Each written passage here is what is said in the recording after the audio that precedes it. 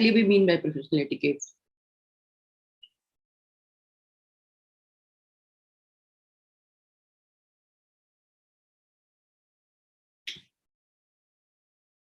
Don't give me the definition. What is the general understanding you have? I want to understand that. Yeah. And etiquettes means our way of behaving with others. What other things come under professional etiquettes? Anybody else, not just Ravi, somebody else also can answer. Shivam can answer, others can also answer. Seema, Sapna, Shivani, Sneha, anybody can answer. Yeah. And professional means our way of behaving with our, like we are doctors, so we are behaving with other doctors or with patients. Absolutely, absolutely. So that is one part, and much before that, right now, like your medical students. So your behavior with your classmates, behavior with your teachers, behavior with your staff. You know, when you're away from home, a lot of help you require from your staff members, your support staff. For example, if you need something in your room and you don't have that, and if you want to request your store in charge or your support staff to procure you that particular item. So if you are able to develop good rapport with them and develop good relationship, they will go out of the way helping you. On the other hand, some of us don't know how to go and ask for help. And the way we talk, sometimes they get upset and they are very, disturbed with the way we conduct with them. So for every place, there is a code of conduct. Professional etiquettes actually make it easy for us to enter the new place and make a position in the system and then grow. And I think this is what everybody wants. So today you have come to medical college. You are interacting with your teachers, you're interacting with your classmates, your seniors, your juniors, and then your support staff. Tomorrow you will be interacting with patients also. So there also, again, not each one of you will be able to enjoy a good relationship with your patient unless you put in little effort to behave in a particular manner where your patient sees you as a good doctor, as a nice doctor, or a well-behaved doctor. And then, of course, tomorrow when you will be in your independent practice, as I said in the last class also, today you are here, all of you are here, and you are at AIIMS. It's a wonderful thing. You have been here, but not all of you will be equally successful 10 years down the line. Some of you will be extremely, extremely well placed. Some of you may do average. And a lot of it, that will depend on your conduct with people, your behavior with people, your overall demeanor. All that will decide how people will like you or not like you, because patients also go window shopping.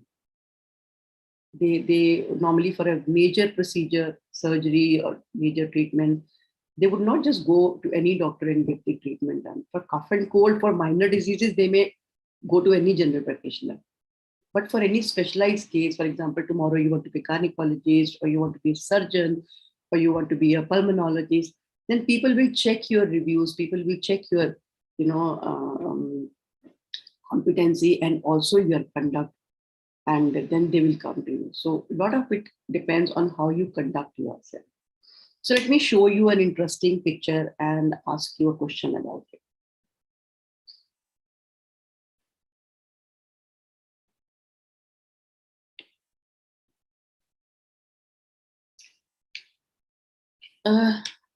So if I may ask you, are you able to see the screen? Are you all able to see the screen? Yes. Yes. Thank you. Yes, ma'am. So whom does this man look like?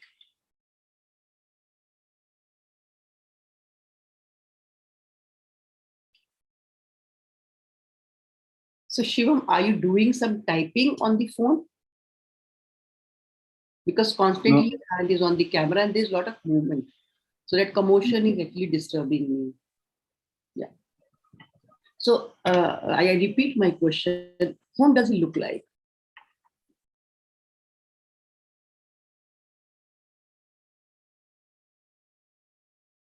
Does he look like a doctor? Does he look like a doctor? Now, if this gentleman goes to the patient and says, okay, I'll operate you for your, abdominal surgery or for your lung surgery, do you think anybody will agree to get himself operated by him? So if you want to, have an impression that, okay, I'm a doctor, I'm a qualified doctor, I'm a good doctor, then you have to look like a doctor. I remember I sent a relative of mine to a surgeon friend of mine. He's my husband's friend. My husband is a doctor from Maulana Medical College. So I sent a nephew of mine to this surgeon.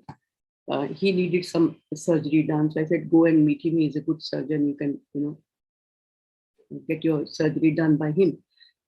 And this young boy, he came back and he says, he wasn't very impressive. His clinic was also not very impressive. But then he had, car key of Silo. Silo was a car long, long ago that was in market. I think that was some brand I'm forgetting, but it was a good car. It was considered a good car, SUV car. So he said he had that key of that car on his table. And then I thought, if he has this car, that means he has earned that much, must be a good doctor. Imagine the way people, decide about you. Then once my aunt was not well and she was on bed, she needed somebody to come home and attend. And usually we don't like visiting home because we prefer patient coming to the clinic rather than we going there. So again, I requested another physician friend of my husband to go and see my aunt. So he is an extremely good physician, very experienced, very knowledgeable, but very down to earth, very simple kind of a person. So in those days, he did not have a car because he had just started his practice. So he went on auto. Now we have Uber and Ola and everything. I think all of us use that very frequently. But again, way back in 1990 or 2000, we didn't have Ola and Uber. So he took an auto and to go and see him. So when he saw the patient, wrote the medicine and everything, and then he was coming out. So somebody from the family said, Doctor Sahab, aapki gaadi kahan khadi hui hai? He said, ki, main gaadi mein nahi aaya, main auto mein aaya. So immediately that family was quite well off where I had sent. So immediately they had a feeling, what kind of doctor he is? He doesn't even have a car. So we are viewed in totality, how we appear, how we carry ourselves, how we conduct, everything becomes part of the overall impression on the patient. So today, if you look at your future and if you groom yourself, at home we can be in our comfort zone. You can wear pajama, you can wear t-shirt or anything. But at a professional place, if you're not dressed up appropriately, people may not really take you seriously or may not consider you as a good doctor. So another day I was at Delhi Judicial Academy. So I take programs for newly inducted judges who are in their induction program. So I had gone to take a session for them. And before me, the session was going on about dressing up. And this session was being taken by a very senior retired judge, almost a lady of my age or maybe much little older than me. And we all know judges dress up in a very dignified manner, sari and jura and all that she was wearing. So I was waiting outside the class and these judges, newly inducted judges, they were making a lot of noise inside. So I was surprised that this is not the way they behave. So when she came out and it was a tea break and when I asked her, I said, what happened? There was a lot of noise inside. So she said that they were arguing with me that why are judges expected to wear, dress up in a typical manner. And she had a hard time helping them understand that why you should, dress up in a particular manner. So if I may ask you, if, for example, if any judge is dressed up like this in red and blue and jeans and loose, t-shirt, would you appreciate that? Would you like that? क्या कहते हो? Will it be okay? Seema क्या कहते हो? Will it be okay अगर अगर अगर एक जज जो है रंग बिरंगे कपड़े पहन के, टी शर्ट पहन के अगर बैठा है जजमेंट के लिए, is it okay? No, ma'am. So similarly, even your profession is considered very dignified. A lot of trust, gets formed if you fall in the imaginary picture of a doctor in the eyes of the patient. So you can be unhappy about it. ये क्या मुसीबत है, मैं अपना काम अच्छे से करूंगी. Who are they to tell me कि मुझे ये कपड़े पहनने और ये नहीं पहनने? Or you can take advantage of it कि अगर एक अच्छी तरह से ड्रेस अप करके I can get entry into my patient's heart and mind. Why not do that? So this session is all about how you dress up, how you appear, how you conduct yourself, how you behave, and every small step matters. Even in the classroom, your conduct with your fellow friends and with your juniors and with your teachers and your support staff. I repeatedly say support staff because sometimes we don't value their contribution to our life. So one day I was taking a session for a group of nurses.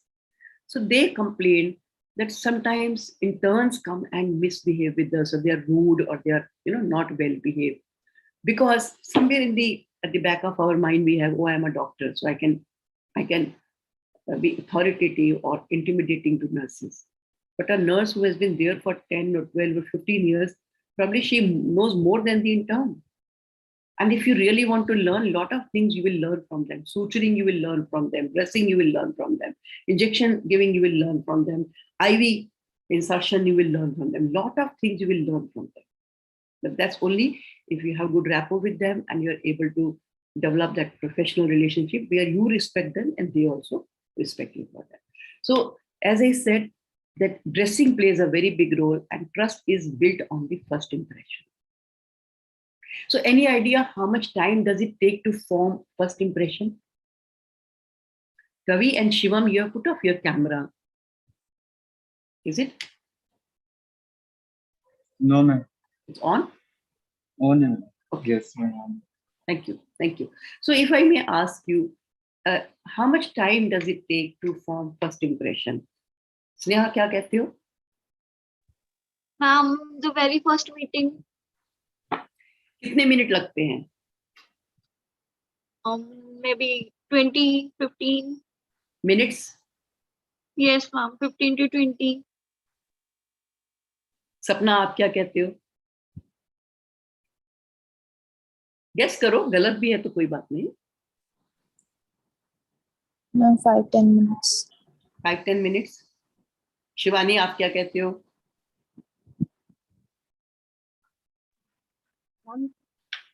2 minutes. 2 minutes. You'll be surprised to know that first impression is formed within 5 to 10 seconds. Before the rational mind processes any information, emotional mind immediately gives you its decision. I like this person. I don't like this person. Or this person is good. This person is not good. And I'm sure this must be happening with you when you meet your classmates, or when you meet your patient, or when you meet your teachers. Within initial 5 to 10 seconds, your first impression is already formed. And on what basis is that formed? अभी आपकी बात नहीं हुई है. अभी आपकी बात नहीं हुई है. You have not interacted with the person. But even without talking to that person, your first impression is formed. On what basis? Any idea? Dressing sense. Absolutely. Dressing sense. और क्या क्या? सबसे पहला तो यही है जो आप कह रहे हो कि आप कैसे लग रहे हो. जब पहली बार मिले हो गया, आप लोग फर्स्ट टाइम कॉलेज में आए और मेस में मिले या क्लासरूम में मिले, तो सबसे पहले हम एक दूसरे के कपड़ों को देखते हैं. तो कपड़ों से हम उसका economic status, education status, trust worthiness, maturity, ये सब कुछ हम एस्टिमेट करते हैं.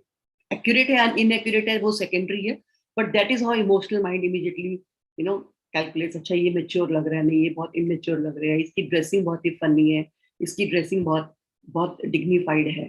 सो और ये इतनी क्विक कैलकुलेशन हो रही होती है कि आपके कॉन्शियस माइंड को पता भी नहीं लगता। बट एज यू सेड, पहले ड्रेसिंग से, फिर personal hygiene.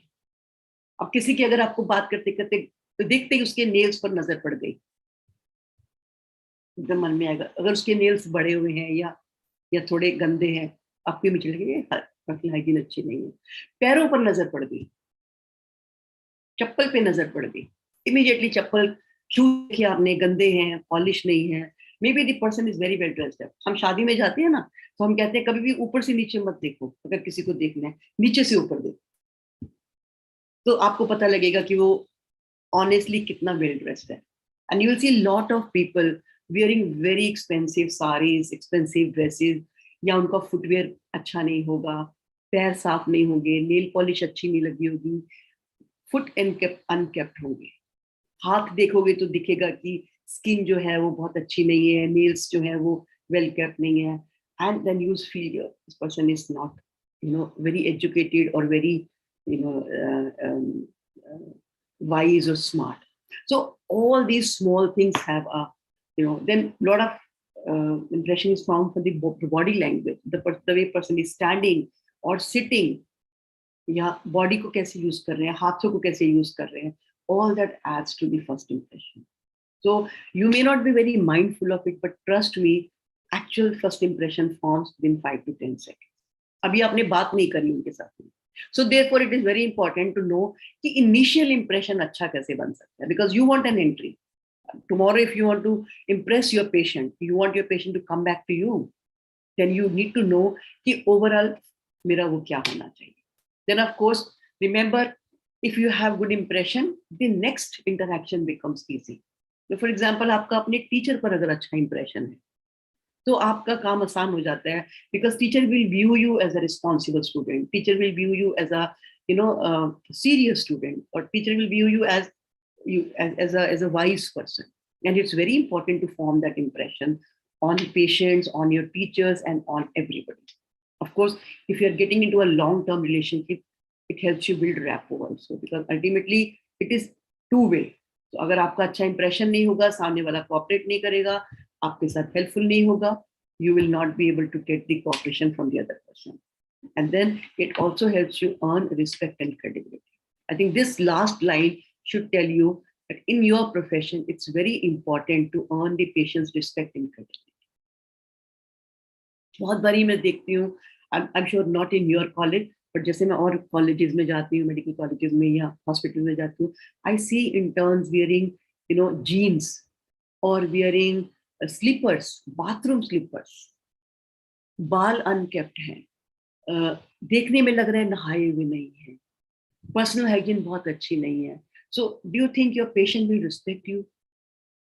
Lot of time I get to hear from girls medical students कि मैम पेशेंट्स हमें सिस्टर करके बुलाते हैं, और बॉयज कई बार ये कहते हैं कि मैम पेशेंट कई बार हमें ऐसे ट्रीट करते हैं जैसे हम टेक्नीशियन होते हैं, बिकॉज हम यंग लग रहे हैं और हम, but then if you dress up like a doctor, people will never miss identify.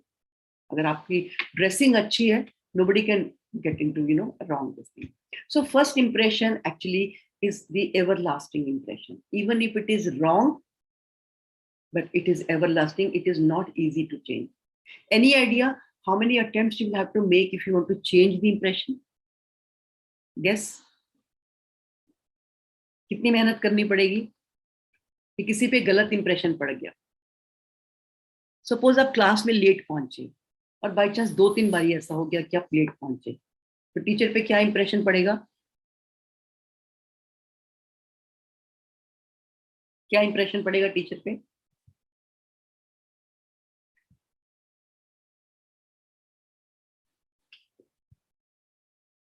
कभी सोचा इस बारे में?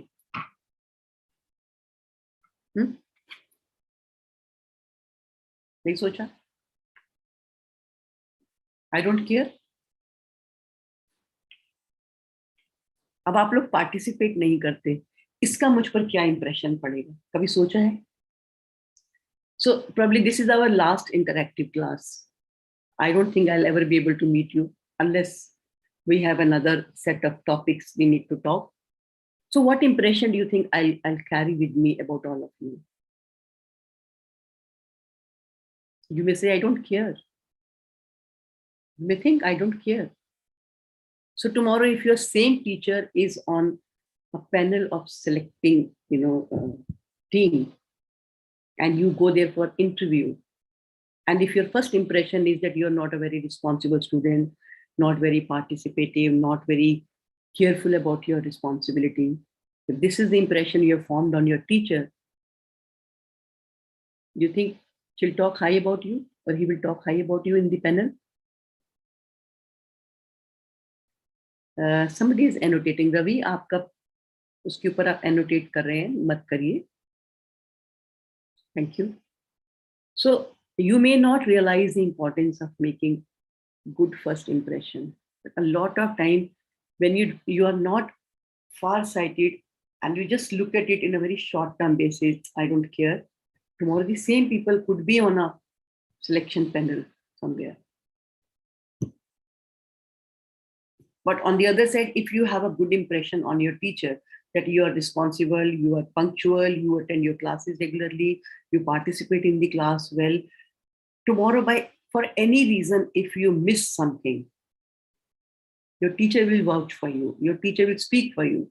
No, this student is very responsible. There must be some reason why this student has missed this class or test or any particular activity. So as I asked you, any idea how many attempts you will need to change your first impression? Any guess how many times you'll have to make effort?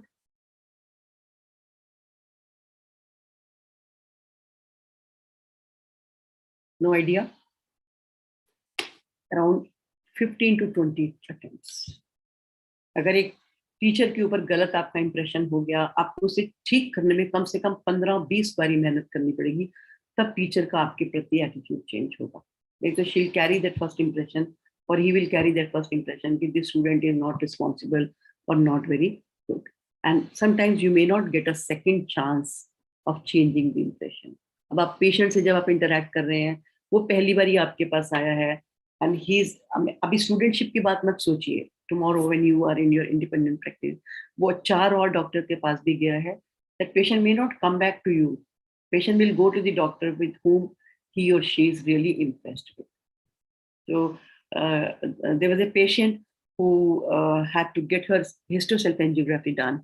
So she had gone to a number of doctors and they were not satisfied with the way they were treated by the gynecologist.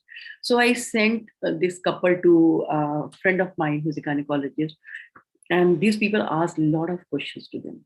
Almost like good 30 minutes they spent on asking, इसमें क्या होगा, इससे क्या होगा, इसमें क्या नुकसान है, इसमें क्या रिस्क है, lot of questions. In the end, husband even said this, कि डॉक्टर साहब sorry मैंने बहुत सारे सवाल करे, आपको बुरा लगा होगा. In a very polite manner, she said, it's perfectly all right. You have paid me for this service. It's my duty to send you certificate. And these people got their surgery done by her. But what about those doctors to whom these people visited, but they never went to them because they were not satisfied? So a lot of time you will not get a chance to make a second attempt to make a good impression. So we should not miss that chance. So we have discussed this point. So what all forms the part of first impression? First is, of course, definitely your dressing. Yeah, dressing, personal hygiene, overall appearance, your communication and conversational skills. So when you don't speak up, now many of you are not speaking at all. Maybe I'll get the impression that probably you're not confident or you're not interested. Who knows what is the reason? But unless I know the reason, whatever I can assume, I will assume that. So your communication and conversational skills also tell about your knowledge, your skill, your etiquettes, your confidence. All that can go wrong if you don't speak up and if you don't participate. Body language. Again, we observe the body language and we make first impression. And then, of course, basic etiquettes and social career. So all this forms the part of first impression. So when you met each other for the first time, I'm sure from the way the person has dressed up, you would have made an idea about that person's economic level, education level, trustworthiness, maturity, level of experience, moral character, and success also. And if you don't care about it, then people might misread you and you may go wrong in giving the right impression. I'm sure when you met for the first time, you must have seen each other, and on the basis of that, you thought, okay, this person, I think I'll have good, friendship with this person because this person looks like my type. For another person, you may think, no, this person doesn't look like my type, so I will not get along with. So if you really want to have, good people around you, you have to look good and appear, confident. Now, if you look at these two boys, and if they go and talk to the patients and say, okay, I'm Dr. So-and-so, or I'm a medical student so-and-so, and I'm here to collect your history, do you think patients will really open up? Especially when the patient, see, for cough and cold, maybe, okay, they may open up. But if they have to share their personal information, something like about domestic violence or abuse or some sexual history related issue or other issues, do you think anybody will be happy sharing their information with these doctors? Absolutely no. So this you will experience personally. A lot of time you will collect history from the patient.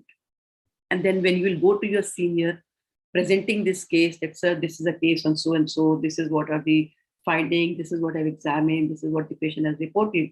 But your senior who is experienced and who is confident and knowledgeable will just put a hand on the patient's shoulder and may ask, इसके अलावा भी कोई दवाई ले रहे हैं क्या जो आपने डॉक्टर साहब को बताया है? And the patient might come out, हाँ जी डॉक्टर साहब मैं तो टीबी की दवाई ले रहा हूँ या मुझे हार्ट प्रॉब्लम है और मैं उसकी भी मेडिसिन ले रहा हूँ. And then you will literally pull your hair that why did this patient not tell me all this? And the reality will be because these doctors have not been able to build good impression on the patient, make the patient comfortable, speak up, and then also make them comfortable. So tomorrow you will experience this. If you don't look, really professional, your patients will not take you seriously. Patient will not, and especially with interns, a lot of time they come back and tell me, ma'am, patients refuse to give their information. When I ask them, do you introduce yourself as an intern? Do you go and tell them that I am an intern? They say, no, we don't tell, because if you tell I'm an intern, they will not share information.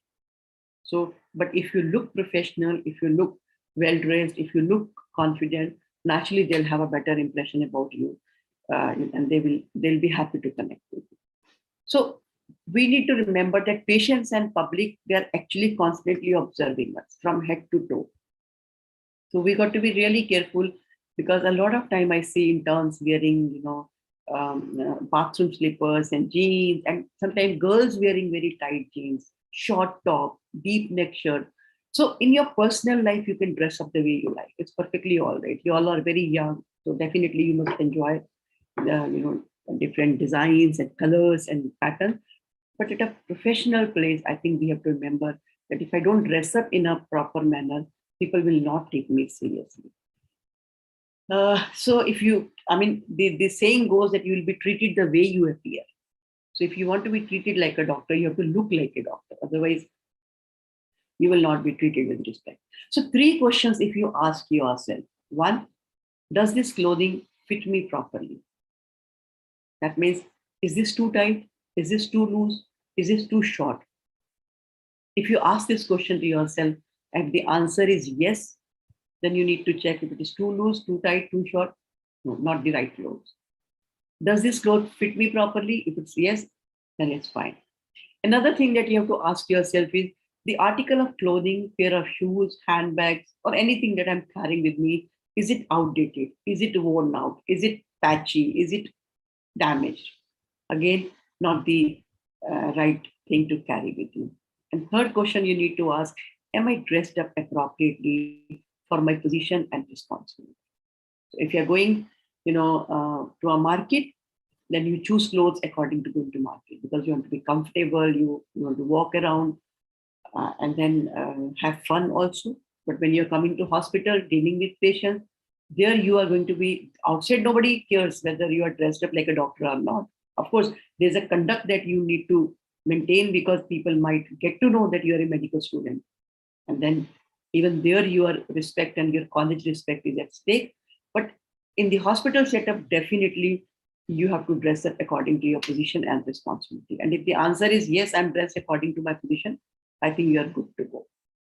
So dress code for boys, I think you are expected to wear formal shirts. That's what I've been told, to your college, with trousers. So make sure that your shirts and your trousers are comfortable. Material of the clothes should be that you can comfortably, handle the temperature conditions of your local area.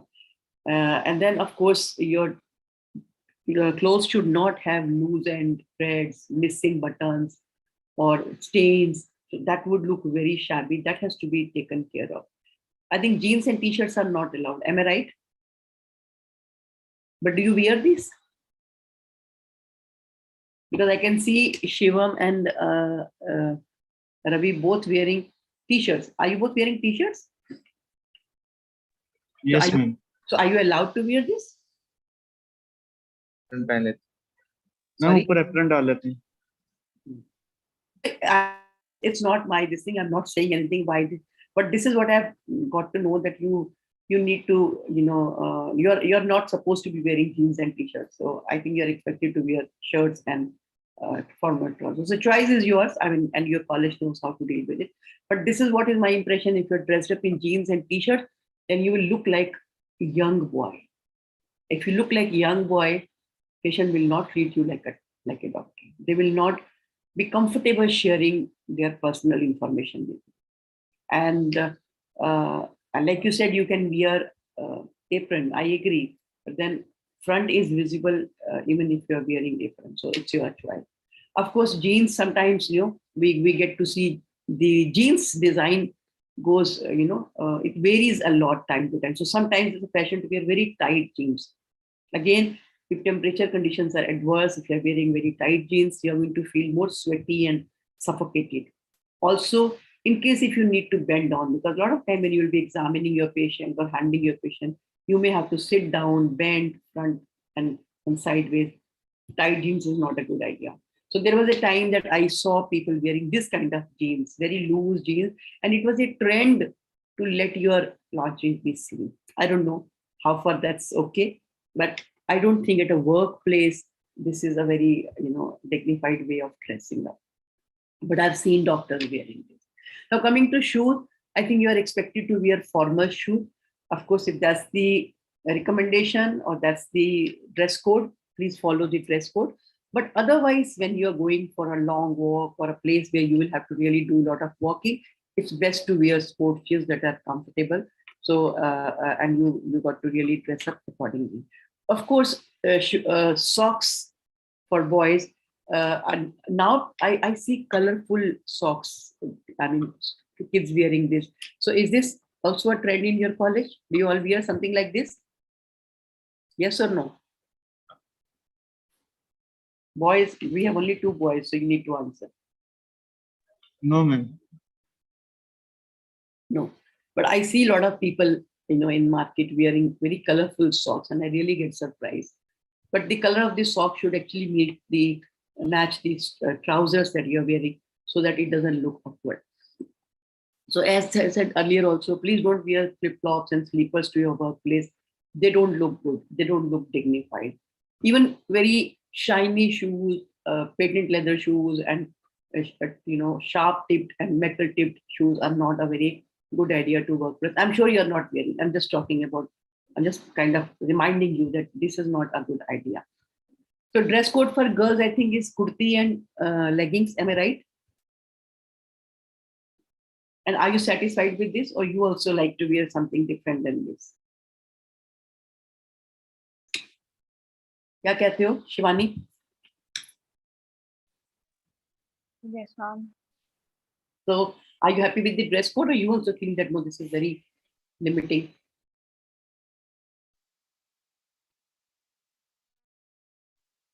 It's okay to wear kurtis. but not very happy, है ना? आपकी आवाज से मुझे लग रहा है you're not very happy. Yes, ma'am. Yeah, but see, I have seen personally, with medical students, sometimes when they are wearing, a t-shirt and a trousers or a jeans or a leggings. So sometimes if the t-shirt length is not okay, their maybe back is visible, and a lot of time you need to go and bend to examine the patient or touch the patient. If you're wearing deep neck or if you're wearing cut sleeves and you're going closer to the patient, so for you, it's not a safe way. Again, I say in personal life, enjoy, wear. Don't put your pictures on social media because sometimes patients actually literally, stalk you on social media. But there's nothing wrong if you're wearing your dresses in your personal life. But at professional place, because this is one dress which is comfortable, even if you have to bend or go closer to the patient and examine the patient, touch the patient, you are covered and you're safe and nobody can, look into any of your closer body parts. So for girls, safety and also dignity, this is a good, and there are a lot of variations available even in this. I think beautiful kurtis are available, beautiful uh, kurtis and leggings are available, which are comfortable and good looking also. For girls, I think both these styles are allowed. Both are allowed? Yes or no? Yeah, both are allowed. For girls, I'll say if you're wearing these kind of shoes, nothing like it. But I think sometimes in summer, maybe you will find little hot to wear this. But if you're wearing sandals, it's always good to wear a sandal with this strap. Because if you are wearing a sandal with this strap, I feel personally, the shoe will carry you if you're wearing a sandal with this strap. But if you're wearing a sandal without strap, then you are carrying the shoe. You'll see the difference if you try wearing both the shoes. If you're wearing with this strap, I mean, personally, even I have felt that this gives you so much of energy to walk because your foot is comfortable and you are not bothered about holding your shoe tight. And if you're wearing without strap, it actually makes you hold the shoe and you are carrying the shoe rather than shoe carrying. Now coming to the hairstyle, I think for girls, if you have long hair, it's always good to either make a bun or make a proper pony, because if you go with loose hair during the day, and to start with it may look fine, but after a while it will become shabby and it may mess up. So you have to dress up in a manner so that throughout the day you look smart and professional. So make sure that you are wearing either proper bun, or if you are making a pony, it's very well made. I think we all remember this. I'm sure none of you must be doing this, but the hair holding device has to be plain and natural colors. We have to avoid funky colors and funky designs. Regarding accessories and makeup, this is just a reminder. I know most of you are very particular about it and you take care of it, but you're doing it and it's like validating what you're doing. So make sure if you do makeup, there's nothing wrong. There's nothing wrong if you do light makeup and do, because that actually makes you feel good and you appear also good, but minimal. Even jewelry, minimal. Perfume also, body cologne and lotion, deodorant, they're all perfume. This thing, there's nothing wrong again in using perfumes and body deodorants and other things, but they should be minimum and should be basic. Now coming to the personal hygiene part, how many of you take bath twice a day? Mostly once, am I right?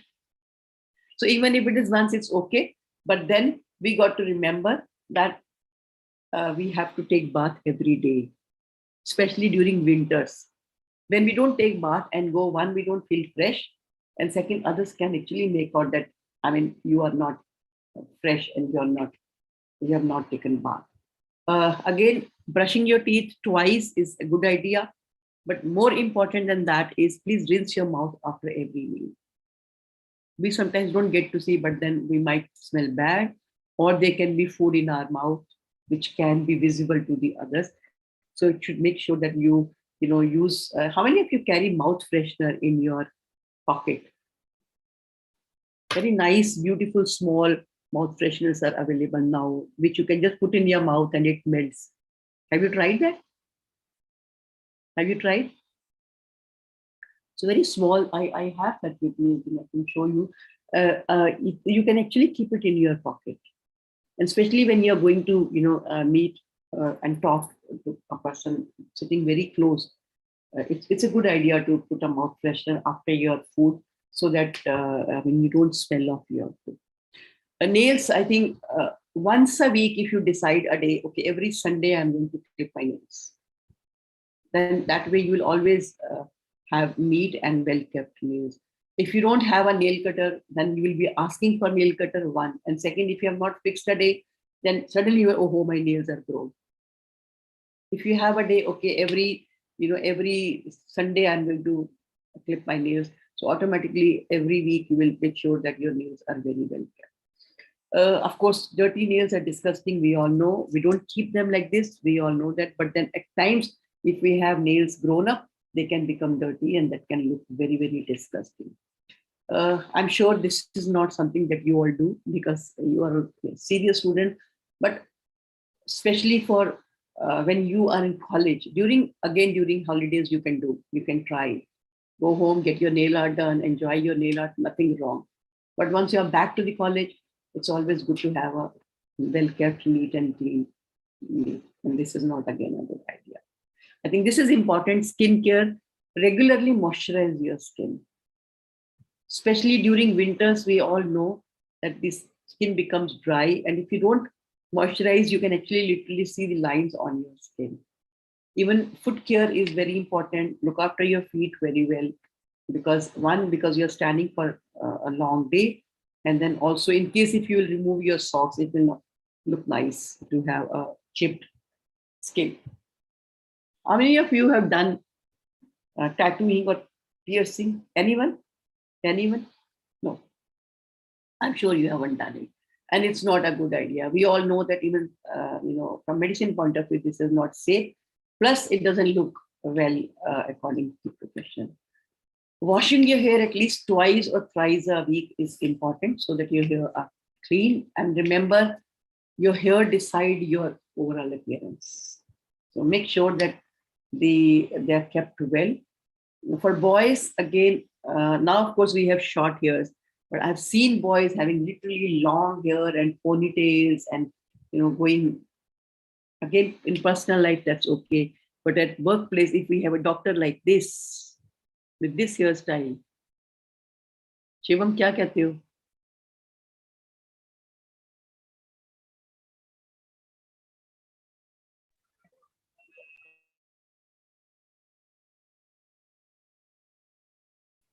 So we got to make sure that our dressing style is simple because, again, that shows how professional we are. So no spikes, no funky hairstyle. Regarding beard, I think a lot of us like to have stubble and mustache and beard. Again, if you have stubble, make sure that it is very, very well kept. Very well kept. Trim it on regular basis. Give it shape on regular basis. And it should suit you. Sometimes I've seen boys, see, we are wheatish in color. We are not fair. Most of us are wheatish in color. If you are wheatish in color, if you have beard and over and above that we wear dark shirt, you actually look darker. So if you are fond of having a stubble, make sure that your skin is clean and free of oil, and preferably wear light colored shirt or t-shirt. Take 2 pictures with 2 different colored shirts. You will see the difference yourself. I personally say at workplace, it's good not to have a beard and you look more professional. But I do understand today it is in fashion. So you would like to enjoy this fashion. And I don't want to cut down on that. And stubble is something you can't every day have and not have. So if you have it, you will have it for a few months. And but keep it well, keep it neat and clean, maintain it very well. And also preferably wear light color shirt with stubble because then you look brighter. Okay, if you have frizzy hair, then it's good to use oil or gel for your hair so that your hair are well kept. Again, a lot of us have issue with our body odor. So in case that's an issue with you, make sure that you keep yourself clean and also use deodorant to be free of the odor, body odor. So in totality, I think the message is that your appearance matters. And if you are able to remember that I need to look smart and neat, especially when I'm going to college and I'm going to meet patients, you're confident, professional, reliable, and approachable. All that would come from the way you are dressed up. So you really need to make sure that you are dressed up in an appropriate manner. So much before actually you will open your mouth. See, till now we have not had any interaction with the other person. It's just on the appearance, what people have judged us. But even before we speak, before we actually open our mouth, our body language also do a lot of talking. So your eye contact, smile, facial expression, tone of voice, everything actually communicates. So for example, eye contact. So when you make eye contact and when you don't make eye contact, both has a communication. When you don't make eye contact, that shows either you're not interested, or you don't care, or you are not welcoming the person. Now, for example, with your patient, if you don't make eye contact, a lot of us don't make eye contact. We are busy noting down. So when you don't make eye contact, patient is not sure whether you are really listening. Are you agreeing with me? Are you understanding what I'm saying? So it's important to make eye contact. Usually, an eye contact for 2 to 3 seconds and then shifting your focus. That's the ideal way of making an eye contact. Please never look at the person from head to toe, especially when the person is right in front of you. Never look at the person. The person will feel uncomfortable. Or घूरना तो बिल्कुल नहीं है. A lot of time I see, participants and students when they are in the program, they will have no expression on their face and they will be looking at the camera. So it makes the other person very uncomfortable, and there is a feeling that, what is it? Why is this person staring at me? So in your personal relationship, you can look at the eyes of the person and below the eyes. But in a professional setup, with your patients, with your teachers, with your professional, colleagues, always look at the eyes and above the eyes, because people feel uncomfortable when you look at their nose or their lips or their face. So in professional relationships, always look at the eyes and above the eyes, and that's the way of interacting. Greeting promptly. I think this is something I would like to remind all of you. If you really want to be in the good books of anybody and everybody, make it a habit to promptly greet. Promptly greet. A lot of you hesitate greeting. It could be actually genuine hesitation, but it will not come as hesitation. It may come as arrogance or as disinterest. So promptly, especially you are students, you're still learning the ways of life. You have not achieved anything. If you think getting into AIIMS is a big achievement, I agree. But then in the long run of life, this is a very small milestone. Probably the first step towards your success.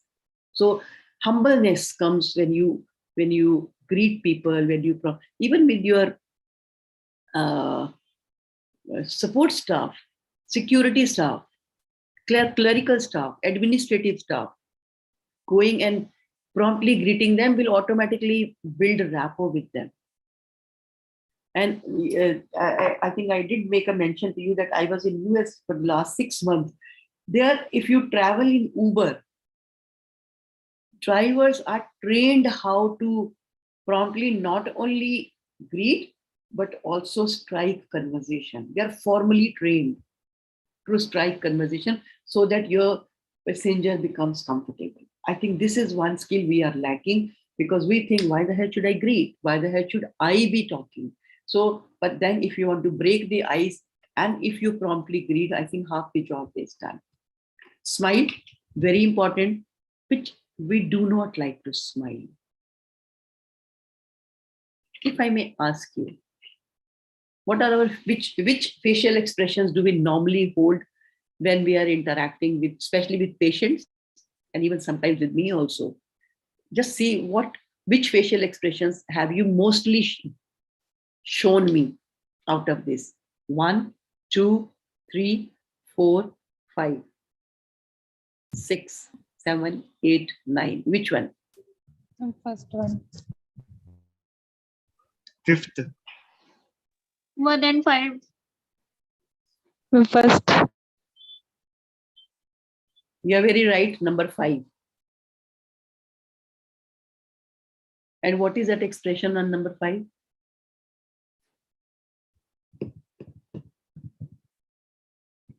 No expression. Are you okay if I give you this expression? Are you okay if your teachers give you this expression when they come to teach you? Are you okay if your clerical staff and administrative staff give you this expression? Shivani, what do you say? Will you be okay if you receive this expression? No, ma'am. So the rule of the game is don't give the behavior that you don't like to receive. And a lot of you, I think probably all my interactions with most of your students, except couple of you who actually participated and expressed interest, most of you gave me this expression throughout your program. Just imagine if I have 15 people and out of that 11 or 12 of them are giving me this expression, how would I sustain my interest? How would your teacher sustain his or her interest? But unfortunately, that's the reality that most of you give this expression. You may be enjoying it, but it is not in your favor. It's not helping you.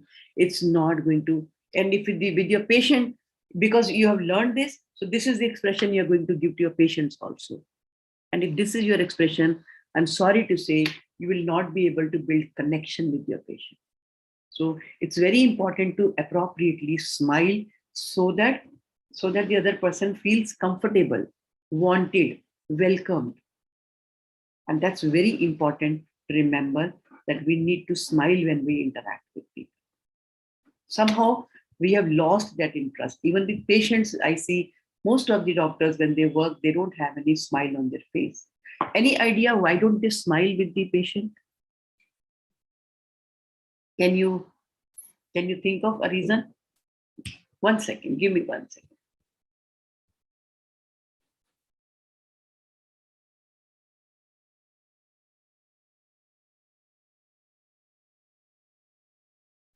So give me 1 second, I'm coming back.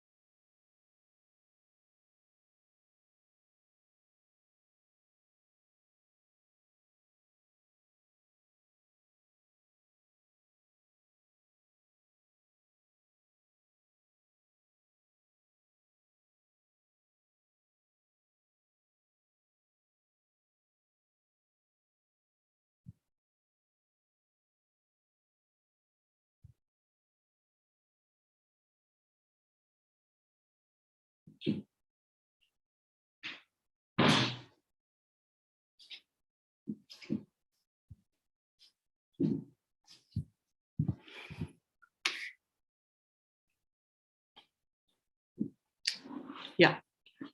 So I was asking you, any idea why do we have this expression on our face when we are interacting with our patients?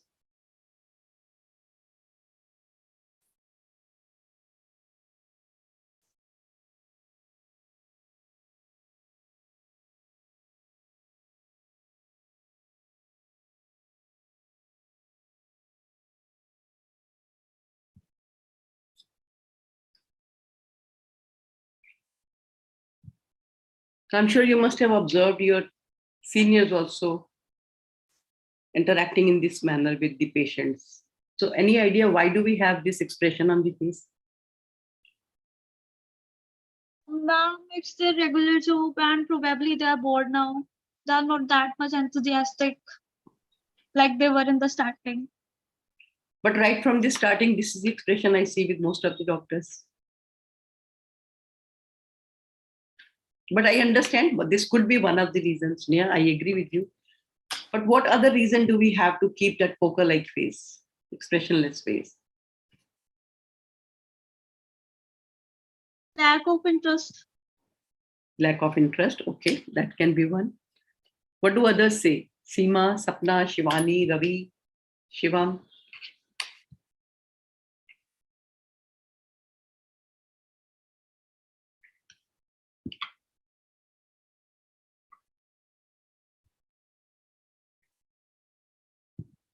One of the reasons is that we want to keep the patient at a distance. We don't want to become friendly with the patient. And therefore, we have that face where the patient feels, okay, I can't cross this line. I have to maintain this distance. So if that's the way I'm keeping my patients away, definitely I lose my patients' confidence in me because they will feel that we are not connected with them. We are doing things in a very mechanical manner. So they don't find that connection between them and us. And it's very dangerous when you have these kind of facial expressions and that's the way we are communicating.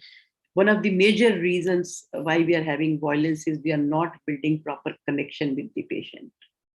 They are upset with the way we behave. We treat them very mechanically. We don't build rapport. We don't ask them. We don't understand what their concerns are, and we do whatever we do in a more medical management type kind of a approach than actually treating the patient holistically. So a genuine smile, humbleness, welcoming attitude are required when you are interacting with your patient because that's what is going to show them that you are caring for them and you are happy to serve them.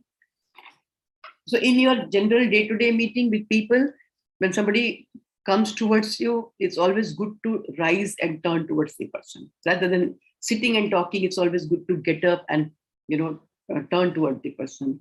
As I said earlier, also remember to smile. Smile will break half the ice. It will really do a good job. Make eye contact, firm and warm handshake. A lot of time we handshake like this. And a lot of time I see people actually literally holding the hand and shaking the hand. Both are not okay.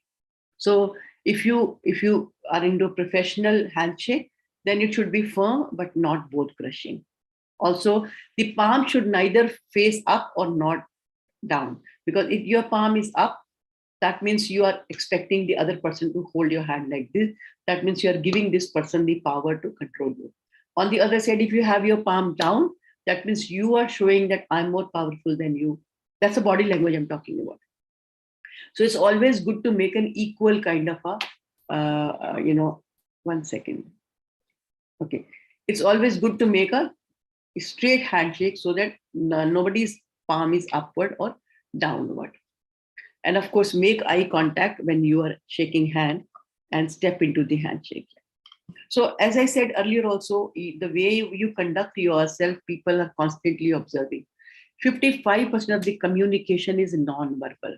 So when you are, the way you're standing, the way you're sitting, when you have hands in your pocket or when you have your arms folded, everything makes a communication to the patient. So sometimes I see residents, sitting on the table in the nurse's station or in the doctor's station. Again, when others view us standing like this or sitting like this, it is viewed as unprofessional. So we got to be really mindful of the way we stand or sit or use our body with people. So body language actually communicates your positiveness or your aggressiveness, how cool and calm you are. Are you nervous or scared? Are you active, passive or dull? Or you're negative or weak? All that can be actually read from your body language. So we have to be really mindful of the posture, the way we stand, the way we sit. As I said, It communicates everything. Now, if you look at this picture and if you look at this girl with the check shirt, what do you read from this? What does this look like? This girl in the check shirt.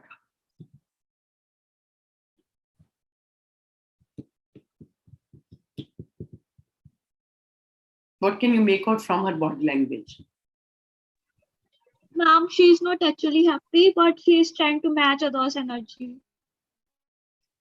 See, if you could guess this, I'm sure people must be guessing from your body language also. See, so quickly you could guess that she's not interested. She's not happy being there. She's standing just because she's been asked to stand there. And that's visible in her body language. Similarly, the boy standing on the extreme right with the pocket, hands in the pocket. What is that communicating?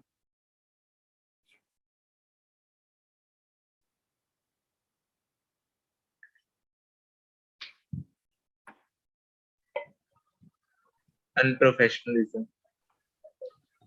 So maybe he's kind of taking the other person, it's okay, I don't care, very casual approach. And if you don't want this kind of impression on your teachers, on your patients, then you got to be mindful of your body language. Now, for example, sitting, there are two postures in this, A and B, which is okay.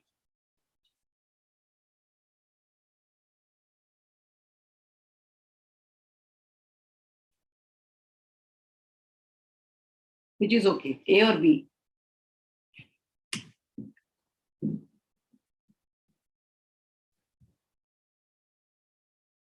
Which is okay, guess, गलत भी होगा तो क्या हो जाएगा? B. हाँ, B. B. B. पता तो लगाओ, पता तो तभी लगेगा ना, दोनों ही गलत हैं. ए में बहुत कैलेस है, बी में बहुत क्लोज्ड है. अगर आप किसी को मिलने जाते हैं और वो ऐसे कर आपसे बात करते हैं, क्या फीलिंग आती है उनको देखकर कि हम मेरा काम करेंगे कि नहीं करेंगे? क्या लगता है? क्लोज्ड है. Even when you go to somebody and the person is literally leaning, not a good idea. So the correct posture is when you sit erect with your shoulders and back straight, and then you make eye contact. So correct sitting posture is when you're sitting in an attentive manner. Personal space, very important. So we all have a bubble around us. We like that bubble to be respected. So it's always good to respect that safe distance between people. I see now, classmates and friends going much closer, which probably is okay for your age group if you think you are okay with the idea. But actually, a safe distance is roughly around 2.5 feet distance. If you want to be physically safe, not to be touched, and you don't want to touch anybody, maintain at least 2.5 feet distance. Because if you go too close, one, you can smell each other's breath. And second, there's a risk of being physically getting intimidated by others. Somebody can touch you, somebody can hurt you. So maintain 2.5 feet distance. Even with patients, it's always a good idea to maintain this distance. I know in certain situations, you need to go closer. For example, if you need to do fundus examination or ENT examination, so there you will have to go closer. Always signpost, always inform the patient and then go closer. Suppose if it's a female patient and you are a male doctor and you immediately, or suddenly start examining the eye or examining the ear and you touch the patient and you pull the patient's ear closer to you, that's not going to be taken in the right spirit. So tell that I need to examine your ear. Is it okay? Can I do this? So always, and usually the answer will be definitely yes, because they are there for examination and treatment. But it's always good to remember this. In all public distances, public meetings and social meeting, it's always good to maintain around 5 to 6 feet distance. In India, I think we don't respect this much. I see in queues, people literally touching each other, actually brushing against each other, which is a very uncomfortable feeling. I think we don't feel comfortable when somebody comes closer to us. Similarly, patients, when they come to hospital, they know they are here for treatment. They are going to be examined. They are going to be touched. But as a way of respect, we need to tell them that I'm going to do this for you. And as far as possible, keep that 2.5 feet distance from everybody. Don't go physically very close to somebody unless that person is really very well known to you or you are very friendly with that person. But otherwise, this distance should definitely be respected and maintained. So these are some of the softening techniques that you can use. For example, establishing eye contact when the person is coming to you or talking to you, smiling, greeting softly, listening attentively, nodding whenever appropriate, having an open posture, leaning forward, and respecting others' personal space. So if I may ask you, there are 3, 3, 6, 7, 8.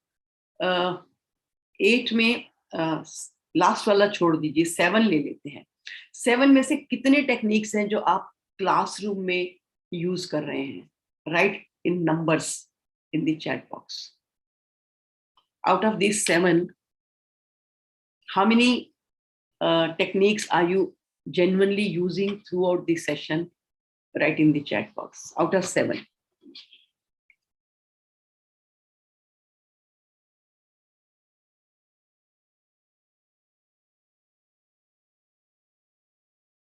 Write in the chat box.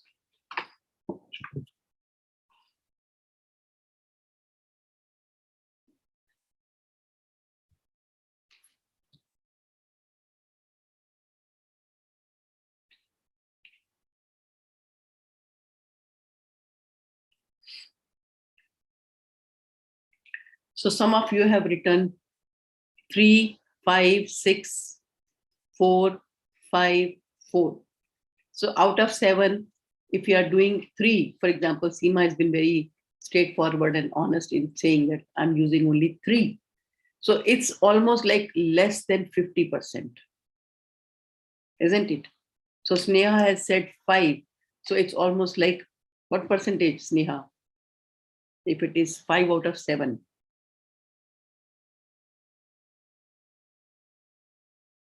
Almost like 80% or 70%. Shivam says 6. Again, check, is it 6 or less than 6? Ravi also says 4. If it is 4 out of 7, so it's almost like 50%. Sapna says 5. Shivani says 5. So if you are using only 40 to 50% of the techniques, softening technique, that means where is the proactive action from your side? So you can well imagine the success of your relationship with anybody if that's the way you are conducting yourself. Okay, coming to the language part. Do words have power?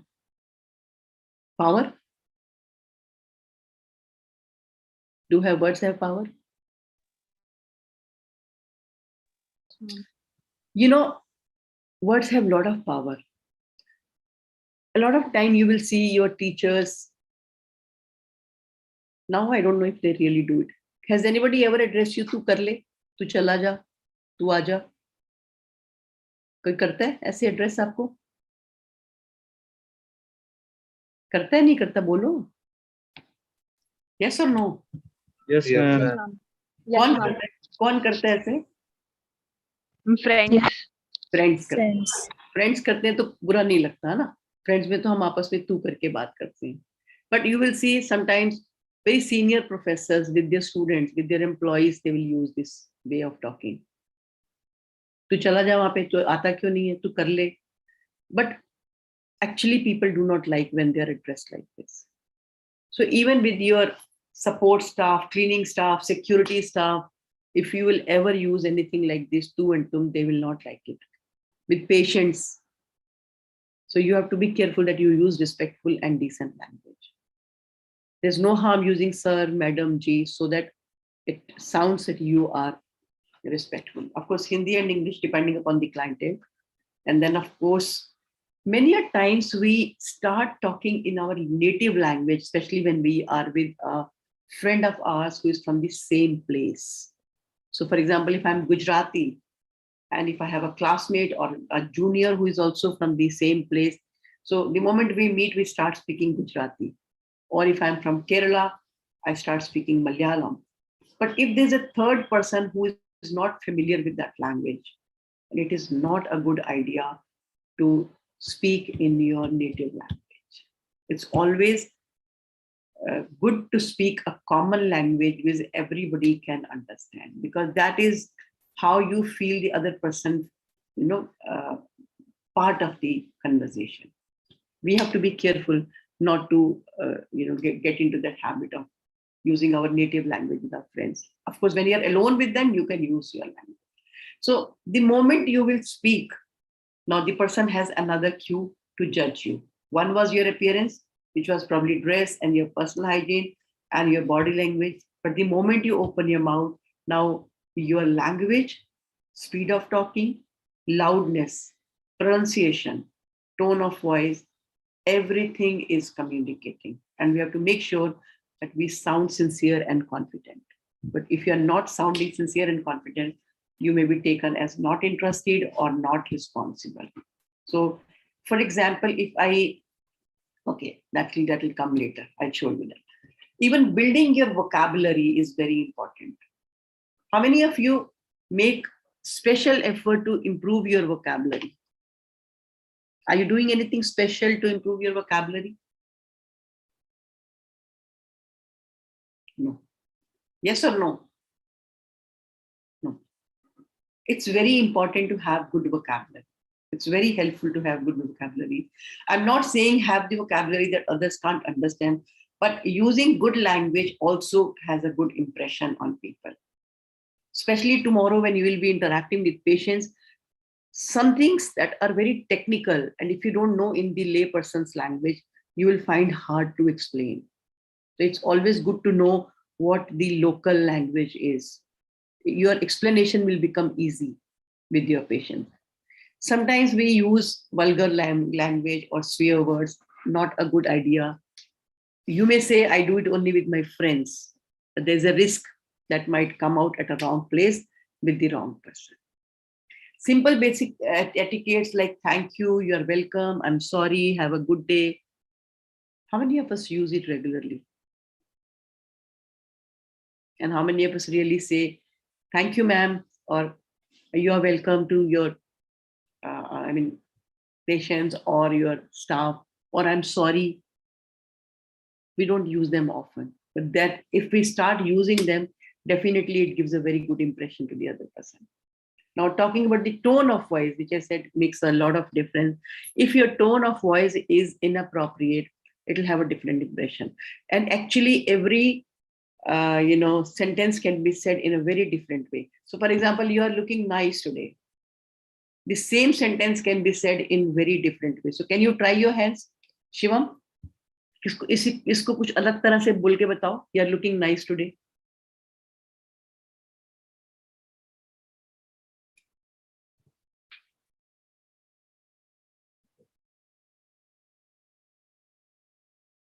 You can add a word here or there if you want, but to give it a different version.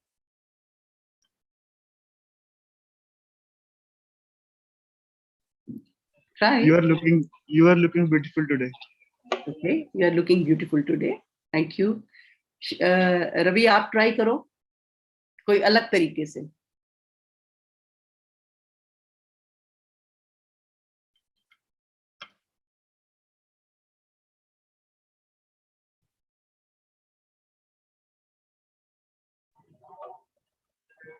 You are looking charming. Okay. Any other version, Sneha, which should sound like sarcasm?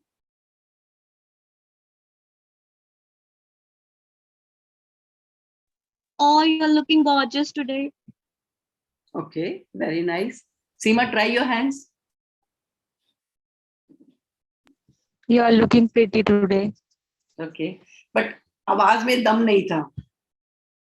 तो complement कम लग रहा था, statement ज्यादा लग रही थी. शिवानी, क्या कहते हो? ट्राई सरकाजम लाओ थोड़ा सा.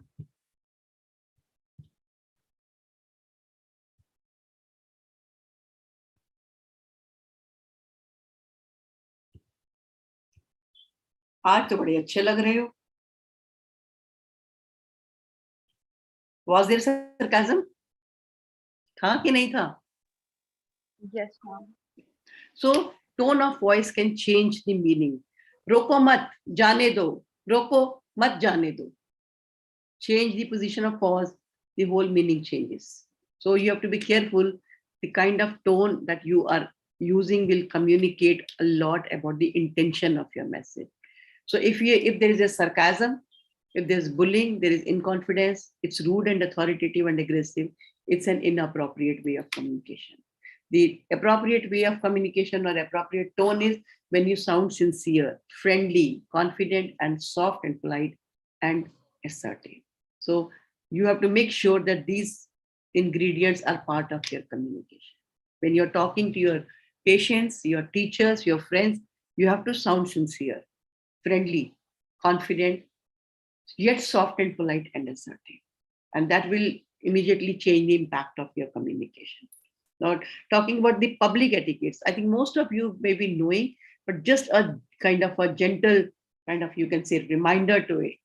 For example, we all know that etiquette is a ticket to the entry, because that's what we want to make a good, impressive entry in the person's life.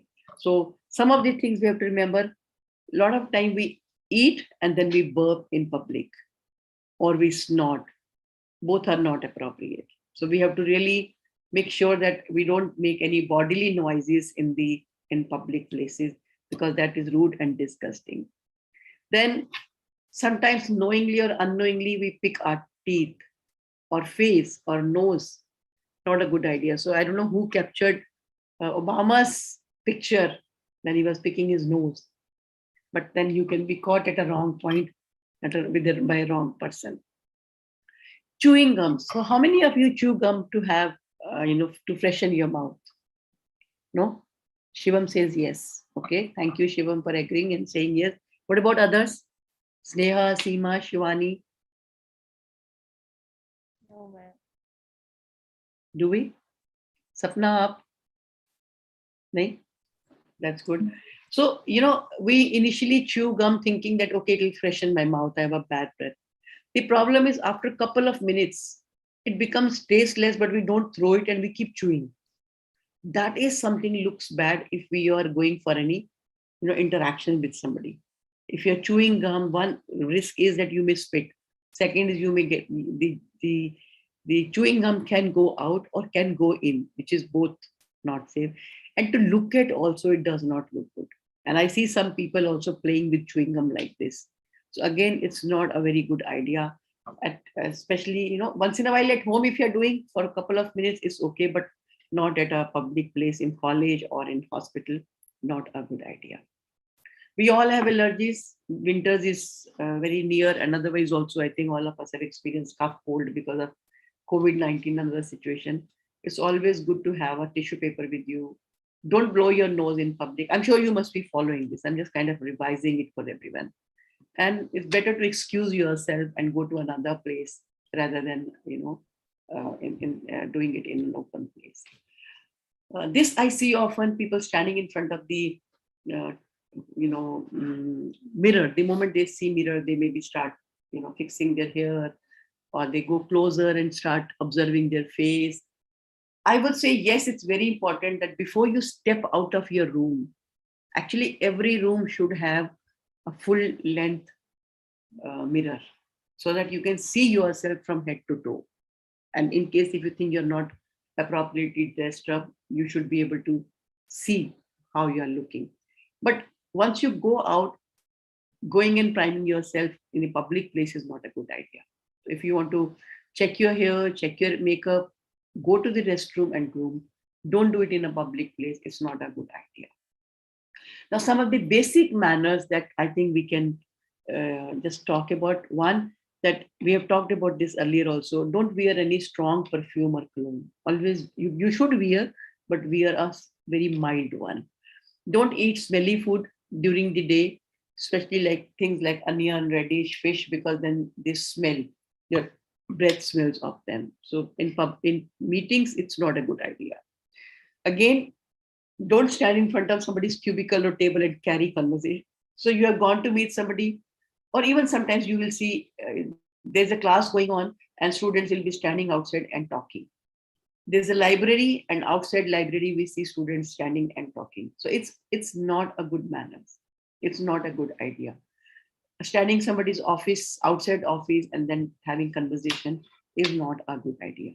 Before you enter anybody's room, please knock. That shows that you are well behaved. See, these etiquettes are not learned overnight. They are more of a display of the culture that you have come from. What have you learned at home? The basic etiquettes given by your parents and family and society. Of course, they can be learned, but then instantly the idea goes, okay, what has the student learned? And what kind of background is the student coming from? So these are basic things like locking at the door before you enter. You enter somebody's room, the person is on phone. Don't wait and overhear the conversation. Or don't start giving sign language, chale, chale, chale, and the person does not know, because CPU cannot process two things. CPU can process only one thing at a time. If the person is hearing, is on phone, then the person cannot concentrate on what you say. And if you think it's very important, then point out that, can I get a minute? Then the person who is on phone can tell to the other person, can you please wait, give me a minute. Then you can talk to that person and listen and then get back to your conversation. But if you have entered somebody's room and the person is on phone, do not stand and overhear what the person is talking. That's not considered good. You can leave a note asking that person to get back to you when they get free. Very important thing, when you're discussing with your friends or in any get together or social meeting, some of the things you should actually completely avoid, which can be very, very dangerous and backfire. So avoid tasteless jokes, avoid politics, religion, finance, family tragedy, health, and life disappointment. They are not the good topics to be discussed in a group get together or in a group meeting. Safe topics are like sports, cultural events, food and local attraction, books, movies, vacation ideas, because that is something people will be okay with. So it's always good to keep your discussion around these topics. So I believe you all are using shared toilets. That's what I have been told. Is that right? So how many times? Yes. So how many times do you get dirty toilet? Do you get that? That somebody has used the toilet and left it wet or dirty? Yes or no? Yes. Yes, ma'am. And how do you feel? Disgusting, isn't it? Disgusting. So some of the toilet manners that we all must follow, especially we are using a shared toilet, that we have to use shared toilet with care and responsibility. So each one of us should make sure that we don't leave the toilet seat soiled. So even if you have to carry your own tissue paper with you when you go to the toilet, but leave the toilet seat clean so that it's not soiled and the next person can use it comfortably. Make sure that when you leave your toilet and your bathroom, it should be clean and dry after use. So do you have wipers in the bathrooms? Do you Yes, have? ma'am. And do you wipe? Do you really actually wipe? Yes. So make Yes. sure that you leave the bathroom clean and dry. Wash your hands with soap and water. I think this we are doing now, especially because of COVID-19, we become more particular. Dry your hands before leaving the toilet. A lot of time we come back with the wet hand and then we try to dry like this. Again, you are splashing water on the walls and in the corridor. So always have a small towel with you and dry your hands before leaving the toilet. And don't forget to close the tap after use and switch off the light before leaving the toilet. These are basic things. I'm sure most of it you may be doing it, but we have to make sure that the next person who uses the toilet feels comfortable and is not disgusted seeing the toilet and it's not flushed. If, for example, sometimes there's no water and we leave it unflushed, you have to make sure that you get water and get it flushed so that the next person does not have to see your leftover. Table manners, again, I'm sure you must be already following these. Some of the things that we can consider, one is please wash your hands before and after eating food. How many of you wash always? Always? Great, wonderful. So when you're eating, please make sure that you don't make noise while eating. A lot of us, make noise when we are taking water or when we are taking tea. So we have to make sure that we learn how to eat and drink without making noise. While eating, please keep your mouth closed. Especially if you take a very big bite, you will not be able to close your mouth. So take smaller bites so that your mouth can be comfortably closed. Also, it's not a good idea to talk when you are eating. A lot of us do this. I'm sure you'll agree with me. When we are with friends, we are simultaneously eating and talking. One, there's a risk in what the food might go and fall in somebody's plate, or maybe the person sitting opposite to you. Second, there's a risk of food going into airway. And third, actually, I lost a doctor, a recently, passed out doctor because of food going into the windpipe. Just recently it happened with us. They're known to me. And then third is when you're eating and talking, the person sitting opposite to you can see everything in your mouth, and it's quite disgusting. So I think it's a good idea to not to talk when you're eating. And in case if you have to talk, it's always a better way to cover your mouth and then speak. With your left hand, cover your mouth and avoid smelly food at during the day, because we know it's not a good idea. Use spoon to eat as much as possible. I know there are a couple of things we enjoy eating with hand. Rajma chawal, kadi chawal. I know we all like to eat with hand, but then again, in a common place, it's not a very good idea to eat with hand. Another important thing, do not use both the hands to handle food. So preferably if you are using a right hand for eating, then keep your left hand clean. Or if you're in habit of eating with the left hand, then keep your right hand clean so that you can have a second serving and touch other things. Don't overeat and burp at the end. So make sure, normally we eat up to here, but the science says that eat 80% of your, capacity, so that you don't overeat and burp at the end.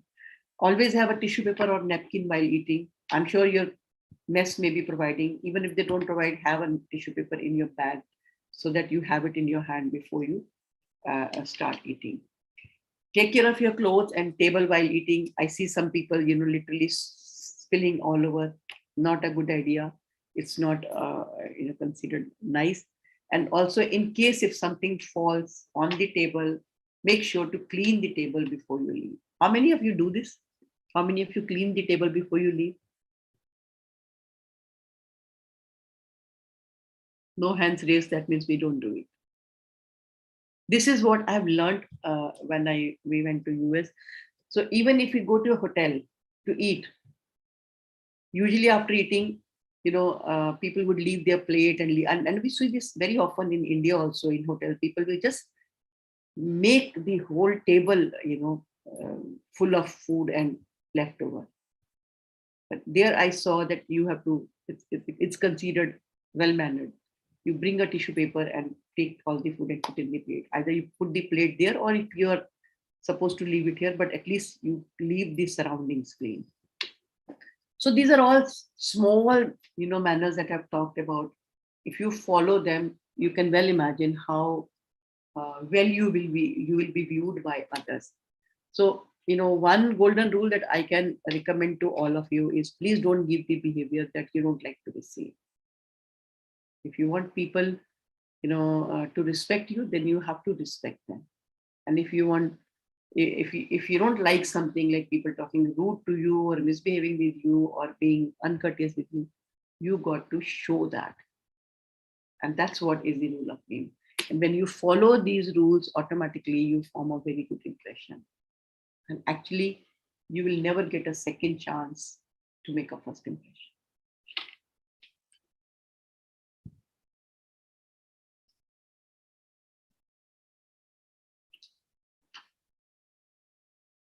Any questions?